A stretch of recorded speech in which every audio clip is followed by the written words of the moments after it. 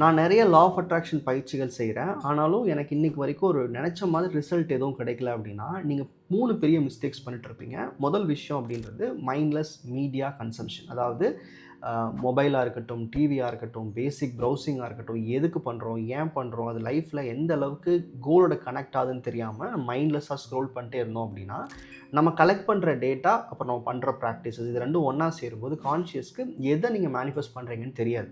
So மேனிஃபெஸ்டேஷன்றது வேற ஒண்ணும் இல்ல. நமக்கு தேவையான இலக்குகளுக்கு சம்மந்தப்பட்ட தாட்ஸ மட்டும் அலோவ் பண்ணக்கூடிய ஒரு பயிற்சி தான். அது வேற வேற விதங்கள்ல பண்ணுவோம். பட் நம்ம ரிலவென்ட்டான தாட்ஸ மட்டும் உள்ள அலோவ் பண்ணுவோம்.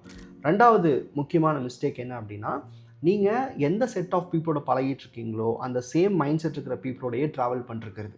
இந்த பிராக்டிஸஸ் பண்ணும்போது கண்டிப்பா இன்னைக்கு இருக்கிறத விட உயர்ந்த இலக்குகள வச்சுட்டு நீங்க அதுக்கு உண்டான முயற்சிகள் எடுத்துட்டு இருப்பீங்க. அதுக்கான பிராக்டிஸ் பண்ணிட்டு இருப்பீங்க.